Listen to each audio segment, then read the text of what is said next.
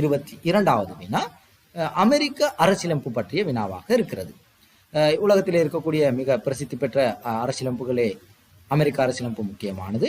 இந்த வினாவினுடைய கூற்றுக்கள் 5 கூற்றுக்கள் தரப்பட்டுள்ளன. அந்த கூற்றுக்களின் அடிப்படையிலே சரியான விடையாக அமைவது முதலாவது விடையாக இருக்கிறது. அதாவது ஏ, பி, சி, டி என்று சொல்லப்படுகின்ற 4 கூற்றுக்கள் சரியாக அமைந்திருக்கின்றன.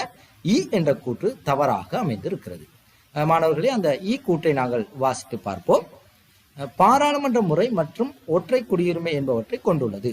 உண்மையில் உங்களுக்கு தெரியும், அமெரிக்க அரசியலமைப்பு என்பது சமஷ்டி முறைமையினை பின்பற்றுகின்ற ஒரு நாடு. உலகத்தில் இருக்கக்கூடிய மிக பழமையான சமஷ்டி என்று நாங்கள் அதை வரையறை செய்கின்றோம். ஆகவே அந்த சமஷ்டி முறைமையிலே ஜனாதிபதி முறைமையினை உள்ளடக்கி இருக்கின்ற பிரதான நாடுகளில் ஒன்று அது. அது மட்டுமன்றி பிரஜைகளுக்கு 2 குடியுரிமைகளை வழங்கி இருக்கின்ற ஒரு நாடாகவும் நாங்கள் அமெரிக்காவை வரையறை செய்கின்றோம். ஆகவே அமெரிக்க அரசியலமைப்பின் படி பாராளுமன்ற முறையோ ஒற்றை குடியுரிமையோ காணப்படவில்லை. ஆகவே அந்த கூற்று தவறானது. மேலே உள்ள ஏபிசிடி ஆகிய கூற்றுக்களை நீங்கள் பார்த்தீர்களானால் உங்களுக்கு விளங்கும். ஏ கூற்று வலுவேறாக்கத்தினையும் சமநிலை தலையீடுகள் எனும் பொறிமுறையினையும் உள்ளடக்கி உள்ளது. உண்மையில் அமெரிக்க அரசியலமைப்பிலே நாங்கள் பார்க்கின்றோம் வலுவேறாக்கத்தோடு இணைந்த வகையிலே சமநிலை தலையீடுகின்ற பொறிமுறை மிக சிறப்பான முறையிலே பின்பற்றப்பட்டிருக்கிறது.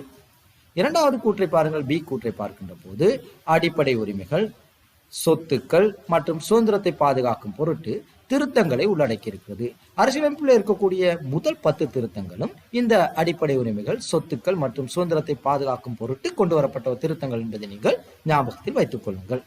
அதற்கு அடுத்ததாக இருக்கின்ற 3வது கூற்றினை பாருங்கள். சமஷ்டி அரசுக்குரிய ஒரு சிறப்பான பண்புதான் உயர் நீதிமன்றத்துக்கு நீதி புனராய்வு அதிகாரம் வழங்கப்படுவது. இது அமெரிக்க அரசியலமைப்பிலே மிக தெளிவாக அரசியலமைப்பு உயர் நீதிமன்றத்திற்கு அதனை வழங்கி இருக்கிறது. அதற்கு அப்பால் 4வது விடயத்தை பாருங்கள். மக்களிரமை எனும் தத்துவத்தின் அடிப்படையில் அமைய பெற்றுள்ளது. அமெரிக்க அரசியலமைப்பு முற்றுமுழுதாக மக்களாட்சி அரசு என்ற அடிப்படையிலே மக்கள் இறமையை மையமாக கொண்டு இந்த அரசியலமைப்பை வடிவமைத்து இருக்கிறது. ஆகவே மாணவர்களே, 5வது கூற்று தவறானது என்றை கருதி நாங்கள் அதனை விலக்கிவிட்டு பார்த்தோமாக இருந்தால் ஏபிசிடி என்ற முதலாவது விடையாக அமைகிறது.